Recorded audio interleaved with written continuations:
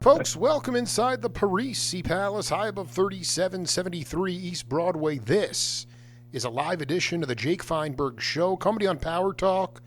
Thank you so much for making us part of your day today, wherever you are in this galaxy. And without further ado, it's an honor to bring in a cat who's been healing people on the bandstand for years, decades really. And he came up at a time when the music of this country was message music. It was social consciousness music. It was music to touch the soul and the heart and to drop into the primordial gut and be able to transcend this body into the intergalactic and able to inspire people to be themselves.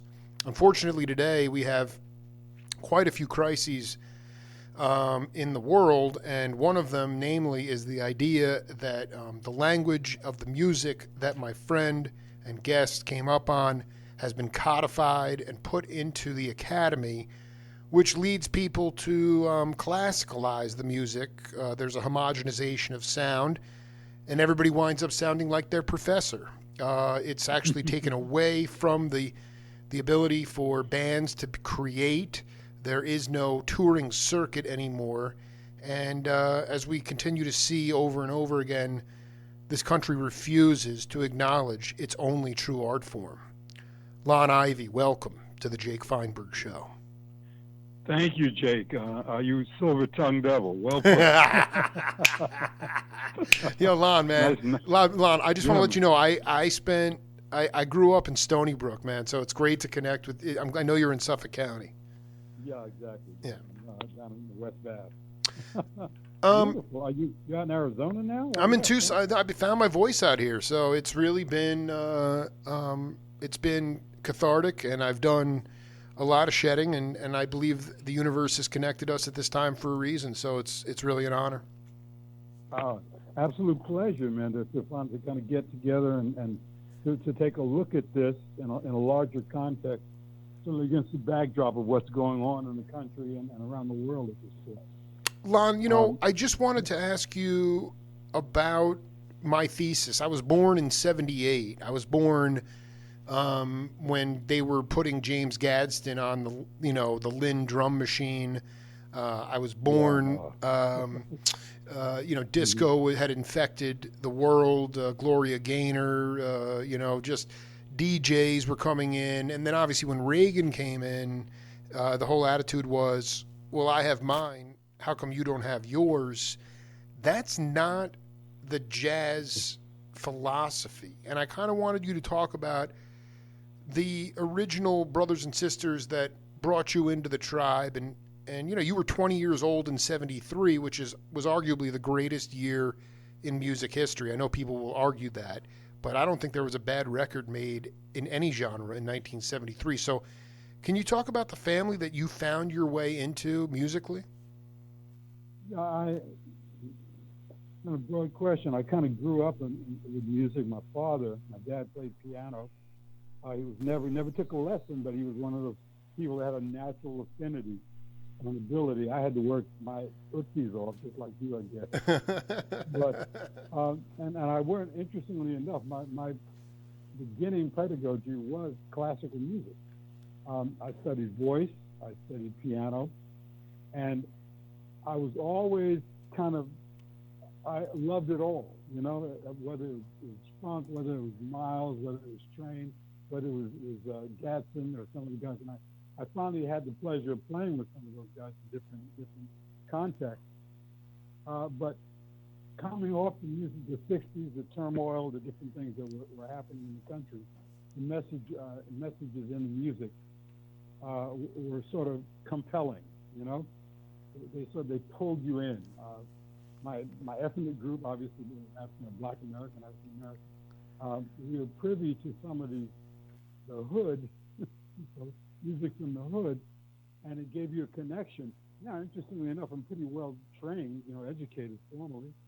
I attended Berkeley. I took courses in different kinds of things.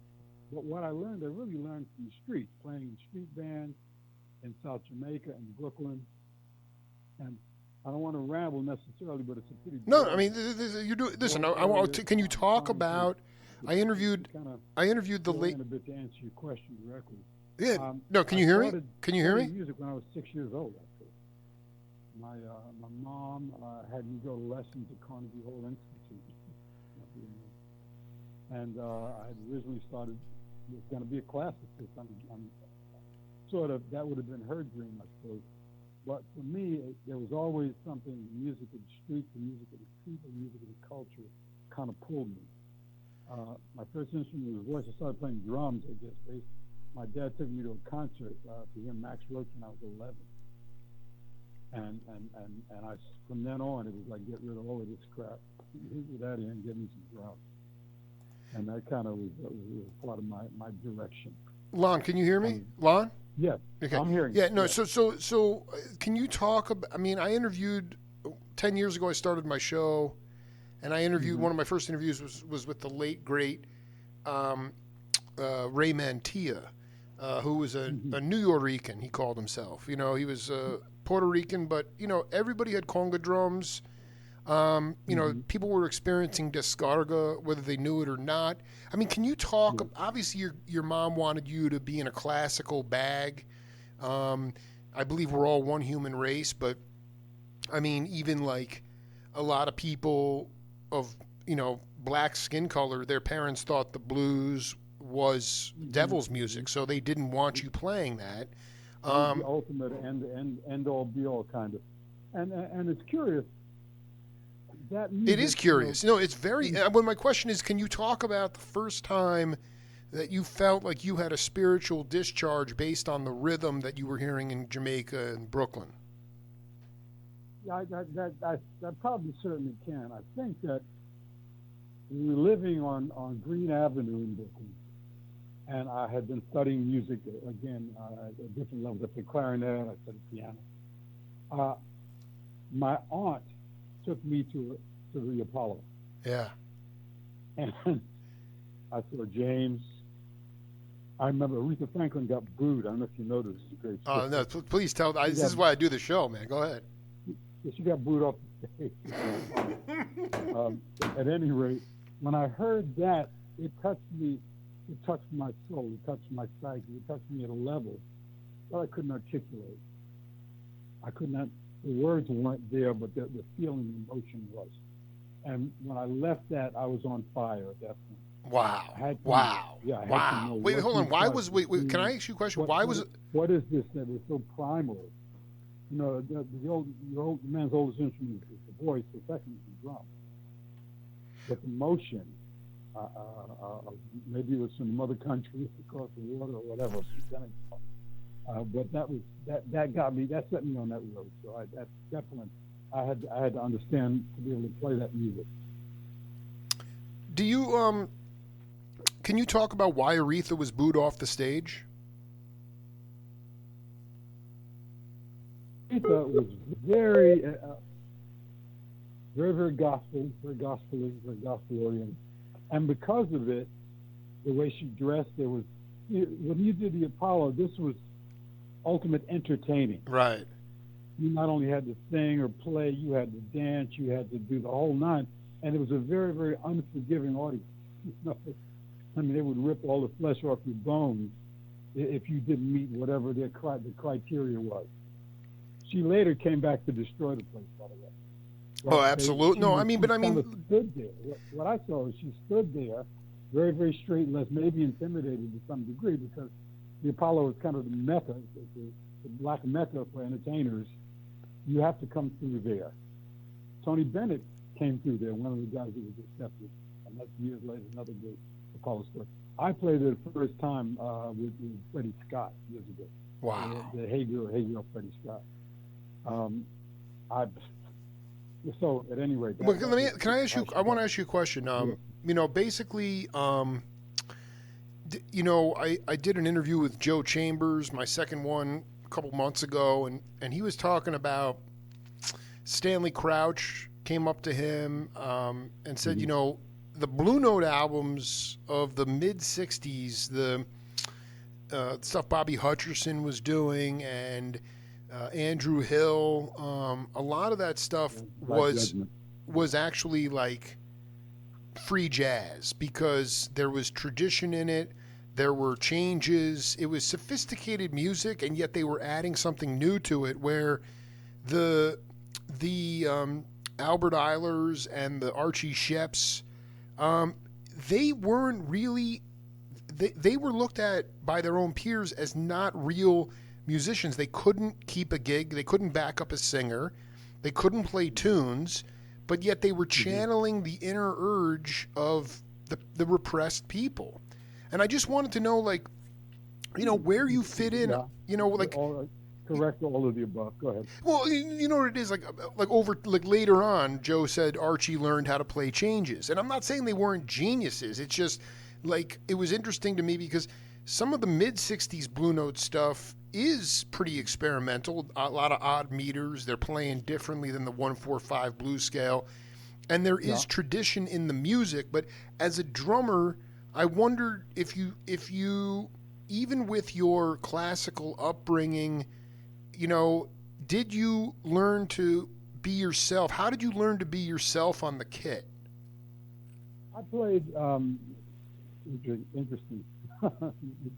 It's a deep hang. To kind of go back a bit, jazz. Let's talk about just as a construct what jazz was. Please.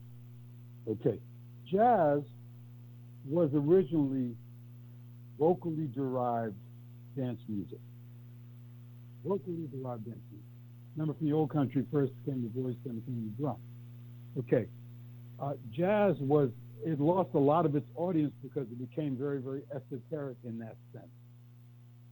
Okay, so there was a bebop tradition, there was a pre-bop, bebop tradition, the cool tradition. You had Miles and kind of that middle period, and of course later on you had Herbie, you had the guys who were sort of melding the different styles. I played with Sam Rivers. Sam, interestingly enough, played outside and inside. Train was criticized by a lot of people. They said, he can't play changes, he can't play ballads, until he did, of course, the album with Johnny Hartman. Right. Everybody. Right. I love this. No, so it was vocally. This is interesting. It was vocally because the voice came first. So it was vocally derived. But then, did jazz music become an inside joke for jazz musicians? It got too out that people couldn't recognize the tunes. No, exactly. There was no form. Form was aside. The idea was to be able to be totally extemporaneous and emotional. The music being a vehicle. Right. John Coltrane, interestingly enough, wasn't a natural, just like Michael Jordan. He wasn't born with a saxophone in his mouth. But he practiced for hours, 10, 12, 14 hours a day. Well, he was playing like... He could play the flamenco scale in retrograde inversion. That's one of the things he studied from it. Go ahead, I'm sorry. Dude, he was listening, but he was like playing like... Yeah, he was playing like... As a drummer? I didn't answer that question. No, there's no right or wrong answers. What I'm saying is like, Train was listening to like Indian music and like raga scale. So like people, right. Yeah. So people said that he couldn't play changes, but actually he was so sophisticated that he was just, he could absolutely play changes. Oh Lord. The tertian harmony was developed by the Bobasweli Pygmies 5,000 years ago. You know that? Dude, this is why I brought Lon Ivey on the show, dude. 5,000 years ago. Jesus. Music based, right. But again, there was no tradition of notating it, writing it down. And so the people who wrote it down said, we invented this shit. Which is kind of human nature. Well, no, I mean, like, so, I mean, you're hold on though, Lon. You're seeing Max Roach. I mean, like, dude, there were so many heroes. Those guys were heroes, man. I mean, Wes Montgomery would stop people on the street if they had a musical instrument in their hand. I mean, and that's the point, is that I just want you to talk about from your perspective as a young cat, like, even before your playing career, this is kind of a heavier question, but, Train wasn't a millionaire, but he was living out in Amityville. Miles and Dizzy, they made good livings. I mean, the point is, Miles came from a wealthy family. His father was a dentist. He came from a well-to-do family. well, then let me. So, but this, those guys. Is it fair to say that when you were coming up, and your parents looked at you and you said, "I want to be a musician," they weren't like, "You're out of your mind," because wasn't a musician considered a viable profession at that time? Well, and wow. Yeah, no, it's deep. No, we're having a ball, dude. You're on fire. As an African American, the opportunities as a black musician, okay, were limited. Okay, you could, for instance, my dad wanted me to be a doctor. He said, listen, Right. Right. Like you have another head growing out of your neck when you say you want to get out there, and because historically, if you're talking about Bird, you're talking about the guys who you had to suffer for your art. The jazz musician was synonymous with poverty, in people's minds. That was some type of anti-hero. I dig. No, that's what Alice Coltrane. Go ahead. Yeah, go ahead. No, Alice Coltrane said to John McLaughlin, like on a tour after Train Pass, she's like, really, life is about, the jazz life is, how much are you willing to suffer for love, Mm-hmm. Mm-hmm. So anyway, continue. Because you're right. It was really, you were not a pop, you were not like playing pop. You didn't want to play pop music. You wanted to play like Beaver Harris and like, freaking, the guys I love, interestingly enough, and it's been a blessing and a curse at the same time for me, I loved all of it. Right. I would listen. I'm a big John Bonham fan. Right. Totally, dude. I think Bonham's a terrific. Yeah, dude. Dude, you were on the cusp of rock and roll, man. I wasn't limited in that sense. I got the chance to play with a lot of Jimmy Spalding. I got to play with Ray Abrams. I got to play with some great jazz players. Wow. So I love swing, but to me it was limiting. It was one side of a multi-variegated universe. I love it. Dude, you're like an avatar, man. You're just like one of these cats. Listen, I mean, the bottom line, Lon, you were 20. I told somebody the other day, I said, you know what? I've taught hundreds of kids. Right. I've taught for 15 years. As a matter of fact, in Mineville, Performing Arts Academy in the Bronx. I'm on a couple of records with Grammys and the rest of it. And I would say, maybe in my life, I'm not as successful as I should have been. Maybe had I focused on being a hedge fund manager or a stockbroker. Whatever, dude. Let me listen. I've got degrees like everybody else. But I mean, yeah. Nothing in my life, and you probably are on the same page, has ever been more satisfying than when you get it right. Amen. You have only a certain amount of great moments in your life, but every now and then you get it right. Sometimes it's recorded, sometimes it isn't. But I remember playing at the Purple Manor in Harlem on 25th Street. Oh boy! And the house band was Grant Green. Oh, dude! I was a because of school. Wait, hold on. Were you? I just want to. This is so. Summer break. I want to. I went in there go ahead. to sit in, and I played, and they some impossibly fast Cherokee or ornithology or something. I don't know. And I played. Go ahead. Jake, are you there? I'm here, man. Yeah. Yeah. So, at the break, at the intermission, Grant Green said to me, "Look, kid," he said, "come on outside, let me talk to you for a minute." So I figured I'm in the cat's ass, right. With the cat, yada yada yada yada. I think Calvin Hill was playing bass. He said, "You know what?" He said, "You got some talent." He said, "But you know what? You ain't got no story." Whoa. He said, "Come back. You got a story, and you got somewhere to go." Oh my dude, that is the sickest line ever, dude. That one was John Lucy, and I'd never understood it. I was crushed. Okay, but you know what? Later on, and again, hindsight is 20/20. Perspective changes as you go further down the road. I said to him, "You know what? That's what they have leached out of the music." You're absolute. You nailed it, dude. They don't. They take the feeling because that's something that you cannot bottle, you cannot package, you cannot hermetically sealed that so that you can sell it over and over and over again. That's what makes jazz what it is. I just want to be clear. You showed up at the venue. You played a set. You sat in. Grant's like, he's like, man, you got chops, but you got no story to tell. Yeah. That is so, That is dude. exactly That is this group. This is the human. I just want to say, do you believe that I don't know how to say this because I really struggle even at 42.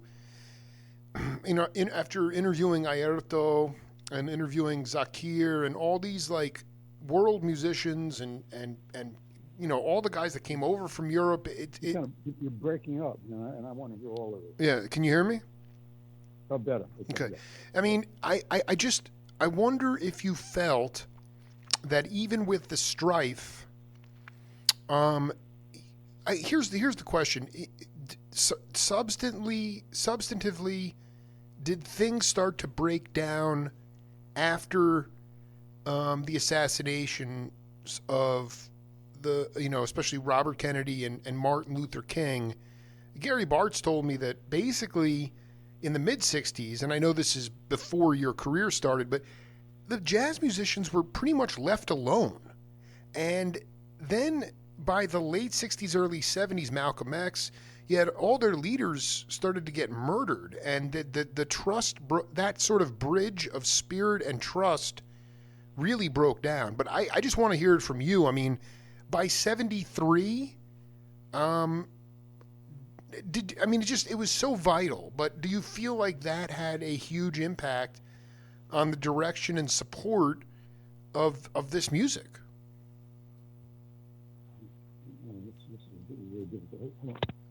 Because I'm like, that sounds perfect. Getting, no, whatever you just don't change it. Don't change it. And I don't want to lose this thread. No. Listen, you sound perfect right now. You sound perfect. Is this better now? Oh no, I mean that's the best you've sounded so far. So this is perfect. Can you hear me? Oh Lord, I'm getting verklempt here because I can't. I'm missing part of what you're saying, and I don't want to miss. There was. I just want you to talk. Are you still with me? I can hear you. Can you hear me? Oh, okay, yeah, I think a little clearer now. Please, I missed a part of it. I know you it's said fine. It's fine. It's fine. It's Kennedys. It's fine. We went forward. Okay, listen. You're asking me a question about the music. Did something change? Here's the question. I lost part of it. Can you hear me? Yeah, I can. Okay. I can kind of hear you now. Okay, you sound absolutely good right now. So don't change anything. What happened? Did you feel like when you first started to play the music? When did it change from a communal family type thing to when you felt that they were intrinsically sort of trying to take away the social messaging of the music and make it more, jazz started to lose some popularity in the late 60s. So you had like guys like Jerry Wexler, or even more to the point like Tom Dowd and Arif Mardin trying to put some more R&B hooks in the music and things that would be more popular on radio. Well, yeah, I'm kind. You mentioned something a little earlier that was very, very relevant. Yeah, go ahead. When the DJ thing came in, like probably around I'm getting the late 70s, early 80s, a lot of people who were scheduled, who were on par by myself. I think one of was supposed to be moving forward into that more a broader pantheon, if you will, of acceptance. Absolutely. So a lot of people got cut off at the knees.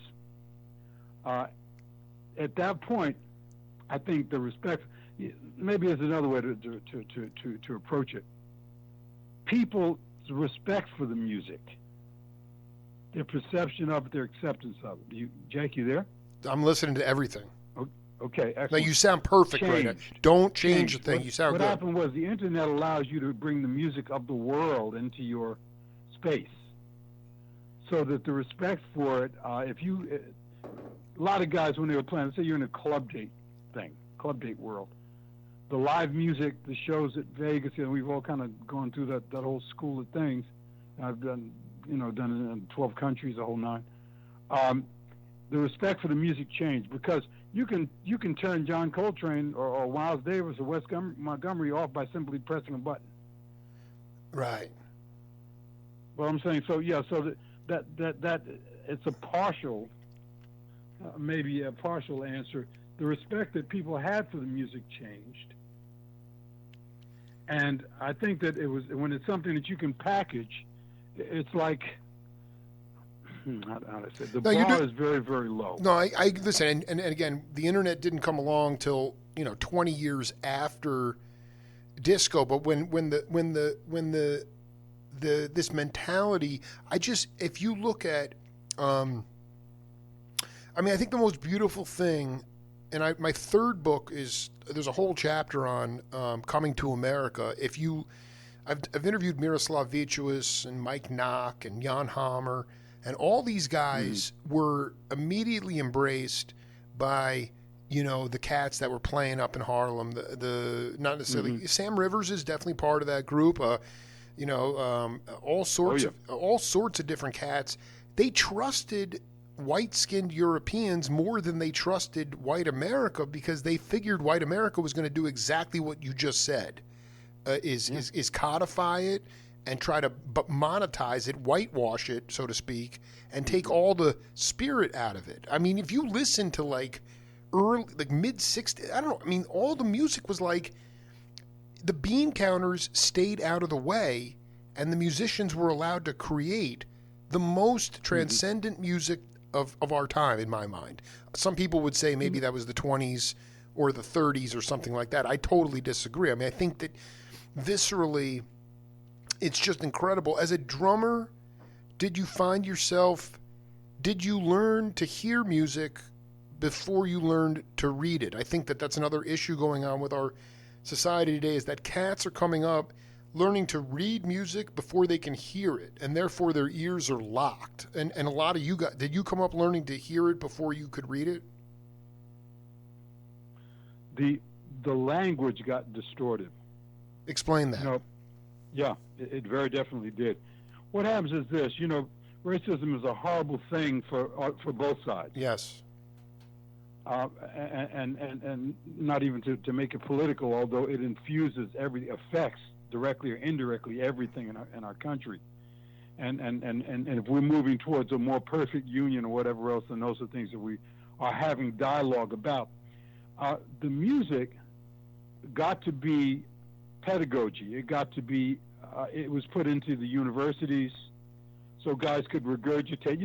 It's like when they train you, when education trains you to regurgitate information on command like a seal. Oh, God. Exactly. Exactly. And so that's what it was reduced to. They talk about Bird, they talk about, why, but a lot of America sees them as degenerate, dope fiend, borderline criminals with some talent. I think that they're recognized for their genius. Let me ask you a question. Was there any jazz curriculums outside of Berkeley, North Texas in 73? You were 20 years old. There is a jazz there's a jazz studies program in every university now. There were Evanston, Illinois. There were a few Manus. There were a few. But there was no roadmap. I mean, you could go your own way. Acting was the same way, and then method acting came in, and then all of us. You know where I learned how to do what I do. Go ahead. In little funky clubs. Dude, did you play it? Did you play it slugs? Not in the classroom because I've got I can refly shit, at 1,000 miles an hour. Oh, dude, 100%, dude. No, Lon Ivey, dude. You are. Piano, I learned playing for people in these little clubs, little road bands. There is a university without walls, Jake. Explain what you could learn in a club that you could never possibly learn within academia. How to move people. Right. I love this. Go ahead, break it down. How to move people. You know, when you are there playing, you know, your pocket or your solo, whatever else you're doing, the interaction, the vibe, the energy that transmits is something that feeds you, fuels you. It drives you. You know, and it's not a thing you can get in a classroom. It's not. I've taught like for years. I've taught for over 40 years actually. Right. But there are things that I can't explain to the kids, and I have all the technical tools, you know. And when I don't know how to do it, I sure know to who to go to see to get it. I talked yesterday to Bikiti Kamalo. Oh man. Bikiti and I stayed on the phone for about an hour or so. I don't know if you know who he is, but Bikiti is the guy that Paul Simon, the bass player, that Paul Simon brought back from South Africa. He's on Diamonds in the Soles of His Shoes. Oh yeah, Graceland, all yeah. Of the Black that's Bossa great. records and That's so great. forth. Oh my God, yeah. If You Be My Bodyguard, he's a sweetheart. And we talked about apartheid. He said to me that the muse was so strong in him that he used to walk 5 miles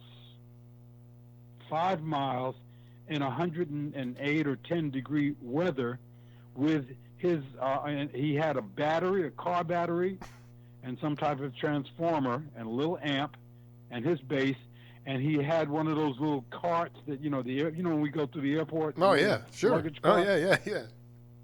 He got, God is my witness. If I'm lying, I'm blind.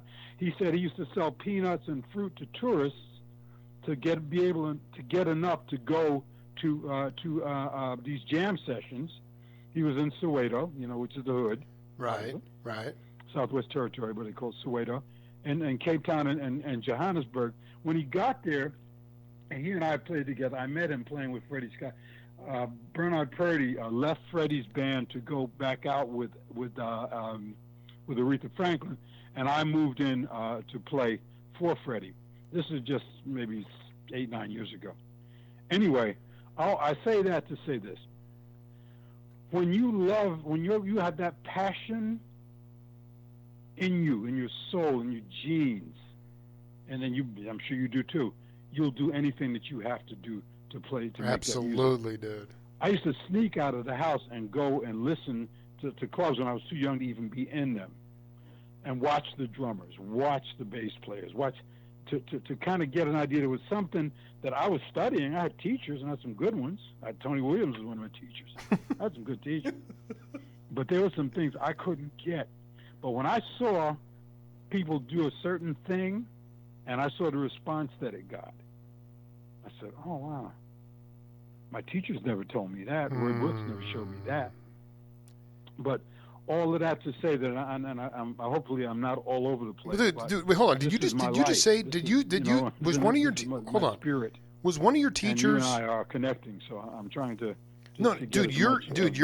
Go ahead. You're doing, dude, Lon. This is like, I can feel that we're totally on the same frequency. It's just, I mean, yeah. Did you we're go connected, brother? Oh and yeah. That, and that's the beauty. The music does that. Exactly. You're cool. You're a nice Jewish boy. I'm a nice black boy. And the music connects us in a way that nothing else does. That totally obliterates everything else. When you play, when you play with somebody, you share. You're naked. I mean, you share your soul with them. Well, if you're playing from your primordial gut. I mean, did you go? Did you That's see? The soup. Did you? I mean, I want to ask you about. There's a couple things. There was an amazing. Warren Smith is a dear friend. You know Warren? Yeah, I'm sure I know Warren. Okay, so I mean, dude, beautiful guy. I mean, dude, he was up at Westbury. Sure. That's what I'm talking about with Ken McIntyre. Were you hip to that to that school? Ken McIntyre. Yeah, were you hip to that place? Were you hip to that? Yeah, sure. We all played together. We all Rebels Bay, a good friend of mine, another drummer. He was in school there. Jeff Shelloff. Yeah, we all knew each other. What about when were you? Did you say you were? Roy Brooks was one of your teachers? Roy was one of my teachers. Please, listen, I want you to talk about it because I know this guy was The like, Detroit guy. dude, he played a saw in the M Boom group. And he could. And boom. Yeah. Okay. Absolutely. Can you please talk about Roy Brooks is one of the spirits on this journey with me. He was a gentle character and a beautiful player, an amazing cat, but he actually he had a serious manic depression. Like he had a lot of issues, man, and like, but man, I've never heard a drummer. Maybe Eddie Marshall. Eddie Marshall's my favorite drummer, I think, of all time. But I mean, Really? Okay. Yeah, I mean, dude, yeah, Eddie's a terrific player. Dude, do you know why? Because like, dude, he doesn't play time on the bass drum, dude. He's all over the place. I freaking love it, man. But here's the point: what is if that? Okay, Omar Clay, Freddie Waits, Warren, Max, Joe Chambers.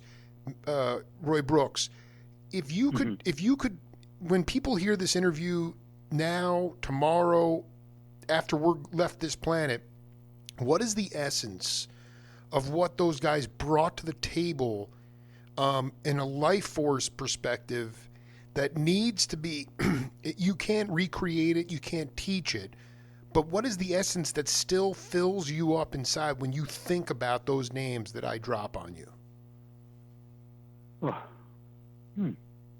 I'm kind of again. I'm getting bits and pieces, but are you asking me? I know you talked about some technical things, which are playing the different placement for the kick drum, that kind of thing. No, what I'm talking about is like that group of M Boom, that troupe. Okay, the essence of those guys. What did they have that is sorely, to me, the drummers are the leaders of the band. People don't know that, but they are. And the thing is, what is it about their essence and their life force that they brought to the table that needs to come back in order for people to feel the music again? Go wherever you want. There's no right or wrong answer. I'm sorry. Go ahead, Jake. No, I want to be clear. There's no right or wrong answer. Wherever your mind goes, just go there. Yeah, I was getting it kind of in pieces, which is the next time we do this, certainly I'll get the communications a little better going. You said now you asking me a question about those. I know Joe Chambers. I met Joe years ago in California. And like I said, Roy, I studied with Roy when I was probably about 14 or 15. And you were saying, what is it that they brought? Well, it just listen. So it's like when I hear them playing, it sounds like sometimes it sounds like there's 8 drummers at one time, but there's only one. They took the music to a different level because of human rhythm. And now my daughters, their generation, they've had digital beats crunched into their ears for so long that they can't really detect or even appreciate individual human rhythm. So my question is, what was the essence of those guys? What is the legacy of those guys? And what are the intangible things that you believe they can offer? What do you still think about when you think about those guys? That's a great question. Thank you. Often comes to mind, cliched though it is, the shoulders are giants. Dude, there's no dude. You throw out as many cliches as you want. Yeah. But nevertheless, still very, very valid. You have to listen to Chick Webb. Right. You have to listen to Shadow Wilson. You got to listen to all of those guys because this is a construct. You know? So these guys were voicing, just like the blues. You know, you voice the angst that is your life. You voice the beauty. You voice the love, the hurt. Everything comes out in the music that you play. So these guys were coming through American version of apartheid. All of these things affected and impacted and informed the music that they played. What they've done is, you know, we are so conditioned, man. One of the problems with America now is that we are so freaking conditioned. We're like, you are being prepped your entire life to be part of a system. Exactly. And you're being taught. Yeah, and it's fucked up. It's so fucked up. It locks you in. It means that conformity and nonconformity is dangerous. Exactly. If you venture outside your tribe, that's dangerous. Exactly. Right, and so it even prepares you how to think. What college does, and I said this to my students for years, it doesn't teach you what to think, it teaches you how. Exactly. How to solve problems. Now, when you hear Joe Chambers or me or whoever you say your favorite players, whether you listen to Tony Royster or whoever else it is going to touch you at some level emotionally. God, jeez. You're going to connect with it for any number of reasons based on your experience, your lifestyle, your ethnic group, and your own experience. You're a good player yourself, so that's going to be a partial, filter in terms of what you're listening to. So those guys, yeah, and you're right with them. Boom, you're right with Roy. He used to play shit, scared the shit out of me with stuff. Dude, I'm telling you, man, this was like the. I mean, he go. He said, okay, now try that, but accent every other 16th note. Yeah, that's the point. Is that they yeah, I mean, dude, they were no, but that where Lon, I want you to talk about this because this is like really important. I think when I think about Coleman Hawkins or the Hawk, yeah. The Hawk, but I mean even like Lon Ivey or the guys in M Boom or Pete LaRocca, Mickey Roker, can you talk about, I remember I did a couple interviews with Harold Jones, who was Basie's drummer and now is Tony Bennett's drummer. Okay. And he said that growing up in Chicago, he would play in these organ trios, and the organ and the guitar were amplified, but the drums were not. Okay? So he had to generate volume through soul. Okay? He had no amplification. And I want you to talk to the audience about how you, working these dingy clubs, sometimes not all the instruments were mic'd, very often they were not. In most cases they were not. Exactly. So, and you had pretty antiquated PA systems compared to today. So you had to generate volume through soul. And I wanted you to talk about how maybe you could talk about a time when you really used your life force and soul to generate sonic expansion. Okay. When you see and I'm going to kind of go ahead that tangentially. Yeah. To give you a little perspective. Just go away. Listen to Elvin. Yeah, Elvin. Yeah. Elvin. Okay. Yeah. Right. Listen to Elvin. Haynes is another one. Haynes still going, still doing it. Yep. I used to. Can I kind of express something that Haynes shared with? Oh, please, dude. It's a little salty, but yeah, it's fine. When we lived, we were in Queens. He used to live on Hollis Avenue. He had a house up there, and we were playing at the different local spots. That's where the Jimmy Spaldings would come in and play. Oh my God! He would come in and say, "Play, you left-handed motherfucker." And Haynes was a guy who, this is honest to God truth. Oh, I love this. Haynes would have been a great funk player because he played the kid from the bottom up. Oh, Elvin was another one. See, these are guys who were very, very highly sophisticated in terms of syncopation. So that was another voice, just like a cymbal, just like a hi-hat, just like any other part of the kit. Now, I played an organ trio with Sam Rivers, and Leslie Brathwaite. Oh my God! And you had to be able to get the sound out there, get it across the footlights, and that's what Buhena always said. Oh, Buhena! He always said, "Listen, Blakey lives, dude." Across the footlights.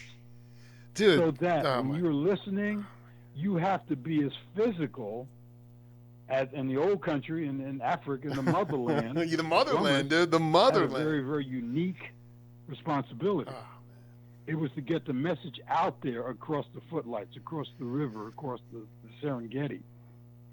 And that is why when you hear Roy Brooks and you hear guys like that. They play the kit from the bottom up.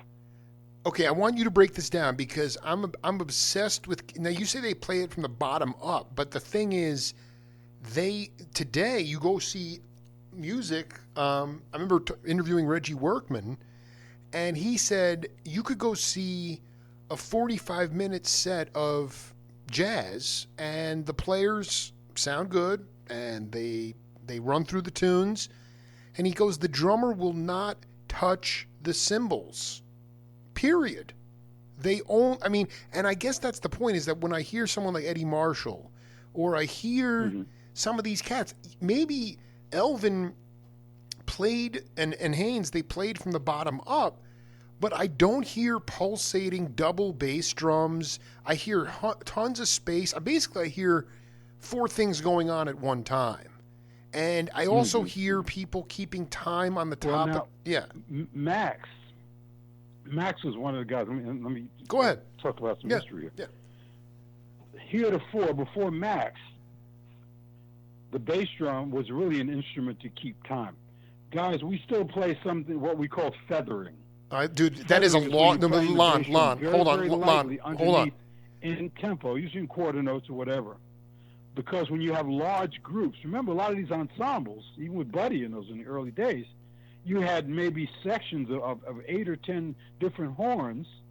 So in order for the time to be established, we would play quarter notes on the bass drum, feathering. Dude, it's a lost art. Feathering is a lost art. It's still there. Sure is, it right? needs to come back. Exactly it needs to going. come back, dude. Now, Max took that and put the hi-hat on the 2, which is the strong beat. All right. Man.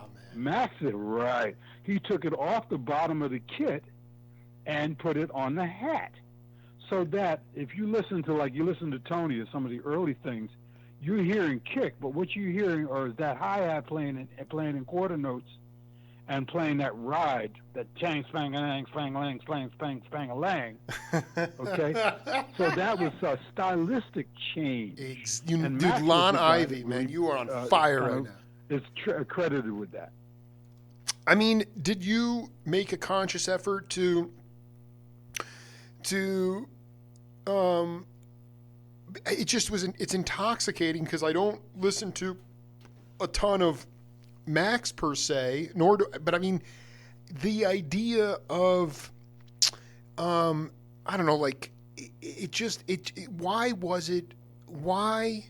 at that time in the late 60s especially, you put on I interviewed Bill Cosby before the world caved in on him twice about his involvement in music. So here I am, just a podunk.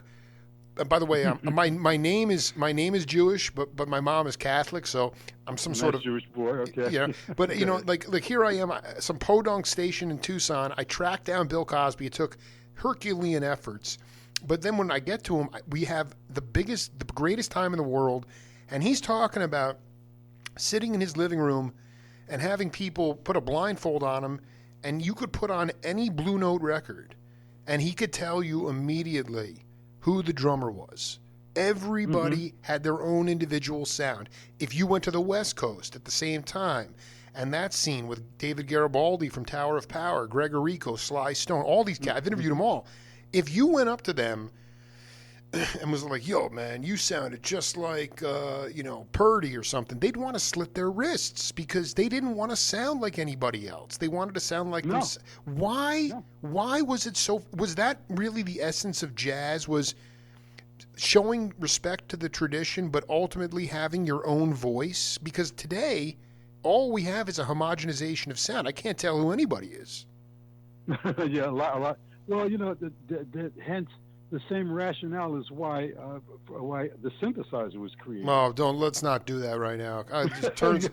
You know where I'm going. Oh yeah, no, I mean absolutely. Herbie, is one of the guys that said, "Look, it makes everybody sound alike." I have my own sound. I have my own feel. What happens at the end of the day? Jake, and you know this. I don't know if I do. I don't give a shit what kind of chops you have. I don't care. There's always going to be people who can play faster, louder, stronger, whatever. But the way it makes you feel, the way you communicate you. So it is the singer, not the song. I don't sound. That sound like me. Dude, Now, how you're did going to no? hear some Let me. bad. You're going to hear this other because again, the shoulders are giants. This is not new. It's just new presentation. Dude, man, Lon, I swear, if we were not in the middle of, I mean, I am normally on the road doing Facebook Live interviews with George Cables or Warren's, whoever it is. Like, I would be at your house tomorrow doing interviews with. I mean, dude, this is it's. Do you have? You're not as old as some cat. I mean, like, do you feel confident? I don't know if that's the right word. Is there any, that was the idea with jazz, is that also, is that there was an urgency to the music that I love.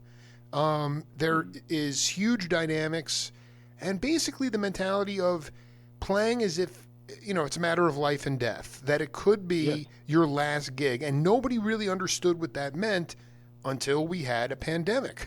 And because we don't know. And I just want phenomenal, to bring the great America to its knees, and maybe forcing us to go all the way back with all the wealth we have. We have an average 40 times the wealth of any other nation on earth. The average family, 40 times. But the things that really matter, the music, it survives us all. The things that really matter, we lost perspective. We're so we've gotten so getting how you keep score, more. Well, right. And we've become so, and it has affected everything that we do.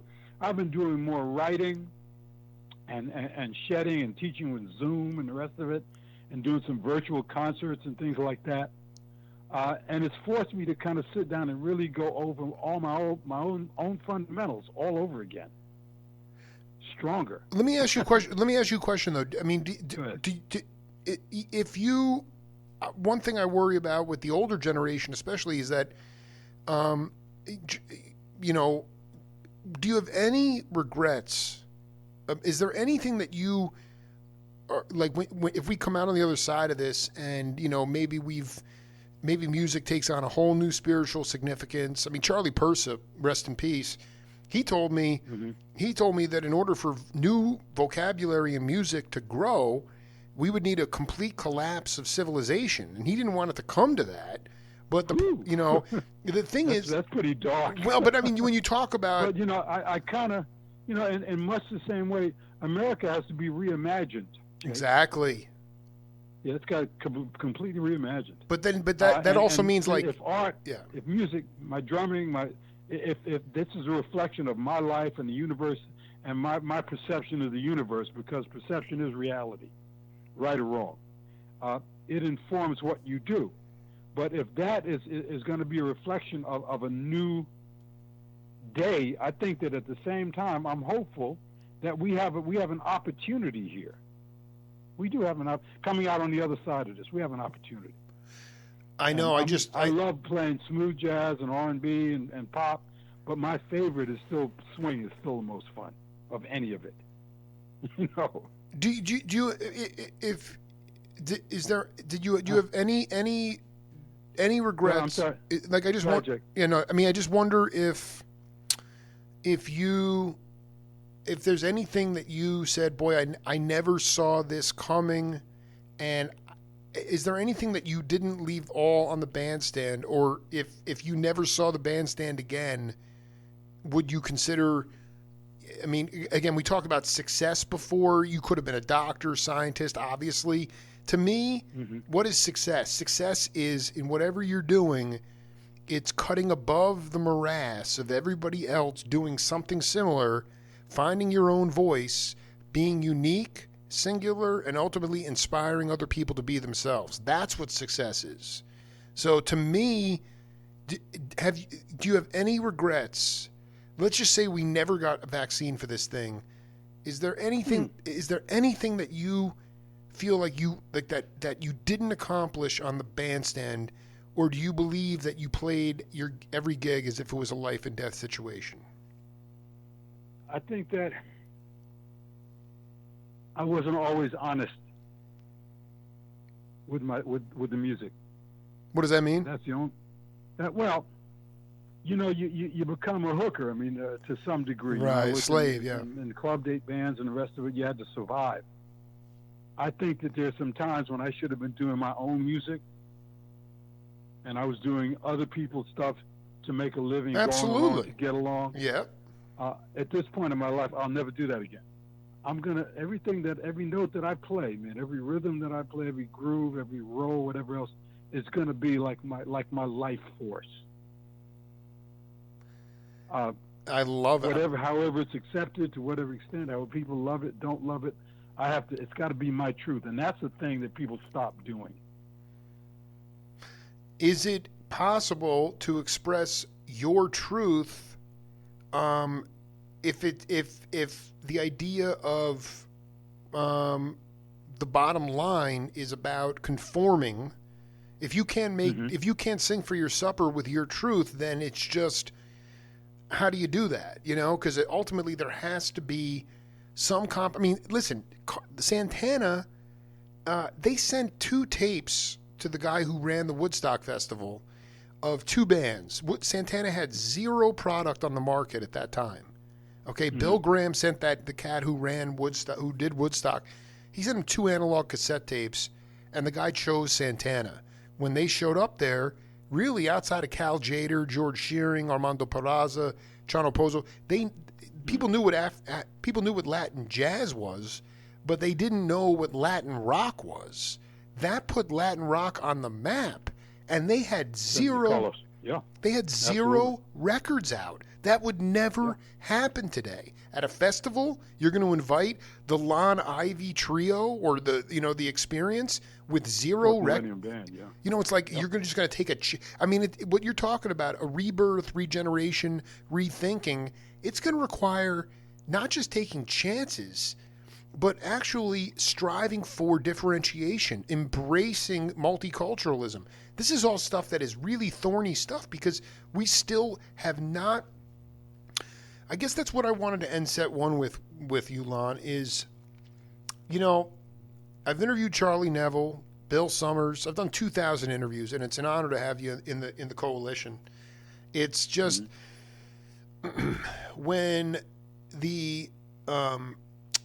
so slavery ended and all the freed slaves were promised 40 acres and a mule. That never happened. You had a situation where so many of these horrible atrocities that are part of our history, it's not about recognizing them. It's about resolving them in order to move forward and, like you said, rethink what America can be. So my question is, based on all the milieu of stuff going on, it seems to me the police unions are really impossible to deconstruct.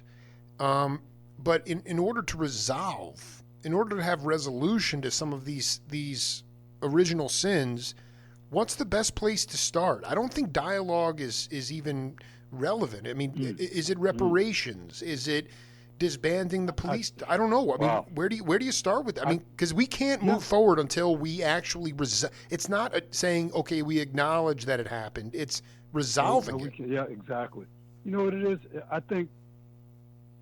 Ooh, Lord. Yeah. And I've written a lot about this. Go ahead, man. The floor's yours, man. The floor's yours. I think that it's got to begin with the truth. It's got to begin with people, all of us, openly copping to, owning our part in it. Sometimes, it's not they talk about reparation or the average, the difference, the disparity in wealth and the rest of it, and all of those things are valid, true. But I think there's a spiritual need here. And it's going to be, and it's catharsis. It's going to be cathartic. For everybody not to have guilt prevent you from stepping up to the plate and honestly saying, listen, how can I fix you? How can you fix me? Damn. Yeah. Dude, explain the fine line between a spiritual awakening versus monotheistic religion. It's very different. It's very different. I'm sorry, I missed a. Well, you're talking about the difference between a spiritual awakening. Spiritual awakening and monotheistic dogmatic religion. A lot of people think they're spiritual because they're part of a monotheistic religion. This has more to do with untaming, allowing the body to dance, allowing the spirit to be untamed, not dogmatic, not looking the other way, not pretending that you're some holier than thou person because you're supposedly getting information from a pastor or a rabbi. We all have God within us. When we get out of the way, then we are conduits for that information. You know, I mean, how do we break down the dogma? Yeah, it's a big question. You know, monotheism has been weaponized in America. Yes. And maybe not just America, but that's kind of what it's been.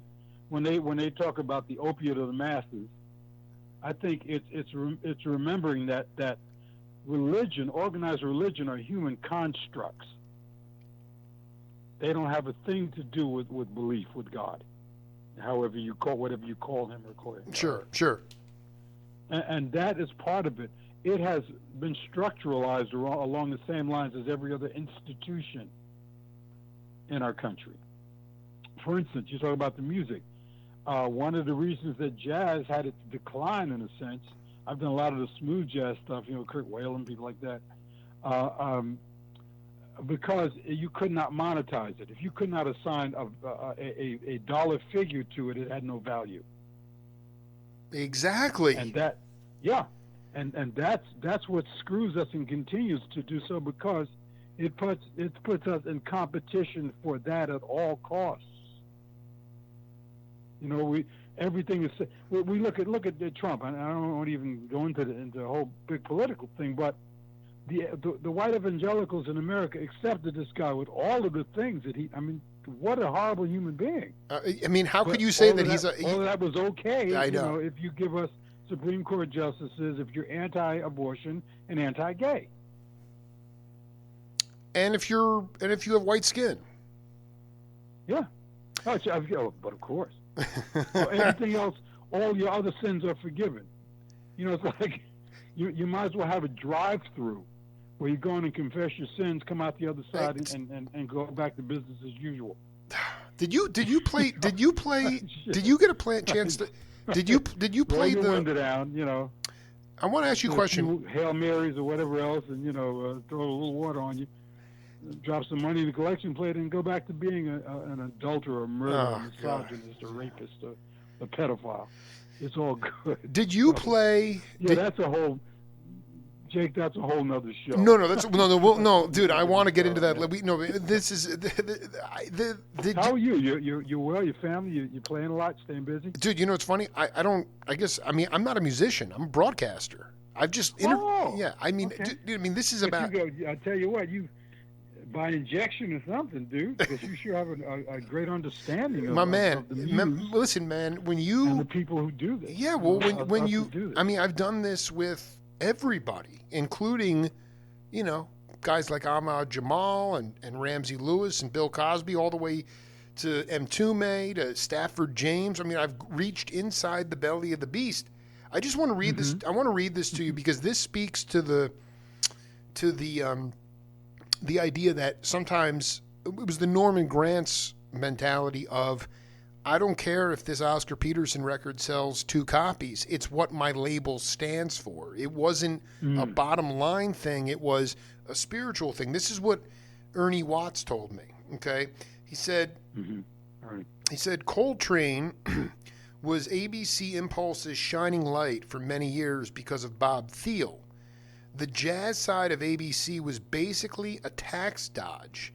They'd have Paul Anka or Neil Sedaka, RCA Victor, selling all these records for them, and they'd be making all this money.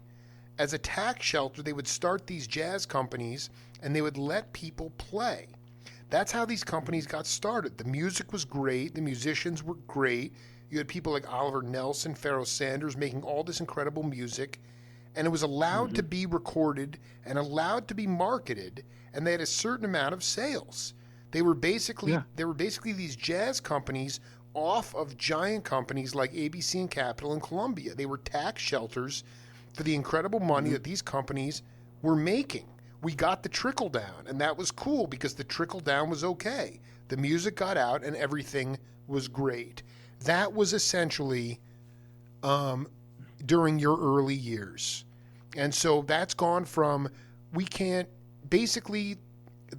gone from Paul Anka, Creedence Clearwater, and Neil Sedaka doing just fine to getting every. I play with Stanley Banks. Well, not so much recently since the COVID thing, but I work with Stanley Banks quite a lot. Sure. You know Stanley? Sure, yeah. George Benson's bass player? Yeah.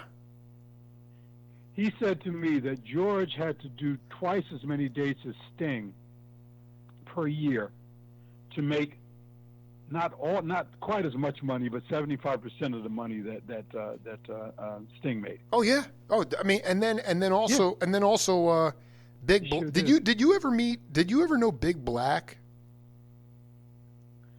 I think met him. Yeah, dude. He's you know what he told me, dude? You know what he said? He goes, know of each other. I mean, I didn't know him well. What was your point? Well, no, just he told me that Duke Ellington would open the show for the Average White Band, and the Average White Band would get 10 times more money than the Duke Ellington Orchestra.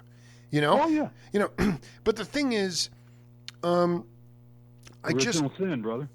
Original sin, Lon. I mean, Lon, honestly, man, like it is just such an honor to connect with you, man. Let's definitely do set 2, man. I want to come out on the other side of this thing. You're one of the leaders in the chain, and you're one of the links in the chain. I think that's another issue we need to talk about is there's been a break in the lineage somewhere. People don't go back far enough per se. And obviously we're in a time of huge chops and facility. People have forgotten about no one's going to remember.